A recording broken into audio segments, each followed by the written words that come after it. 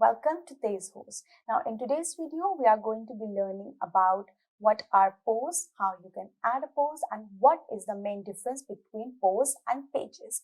The core building blocks of a WordPress website are posts, which have certain functions and are crucial for organizing and presenting material. Now this material can be textual in nature, they can be images, they can be videos, and also they can be snippets of codes.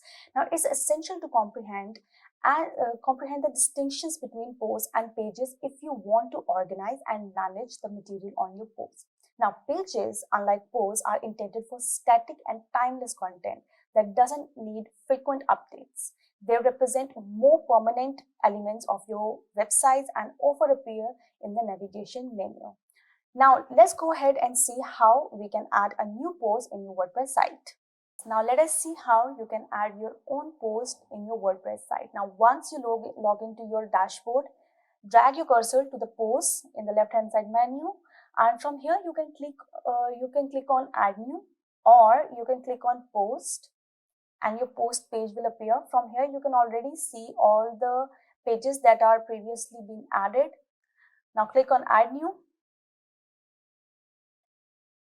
Now on this page, the first thing you have to do is enter a title, and once that is done, you can choose to add what kind of content you need to add. Now by default, it is set on textual type of data. What you can also do is click on this cursor and add headings, videos, images, table of contents, lists, paragraph, and whatnot. And you can add more by adding more plugins in your WordPress site. So once you have entered your content, you have double checked it, proofread it, and click on publish.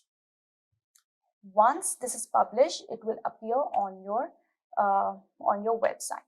Now you can see how simple it was to add your own post in your WordPress site. I hope this information was really informative for you guys. Stay tuned for more videos by TezHost.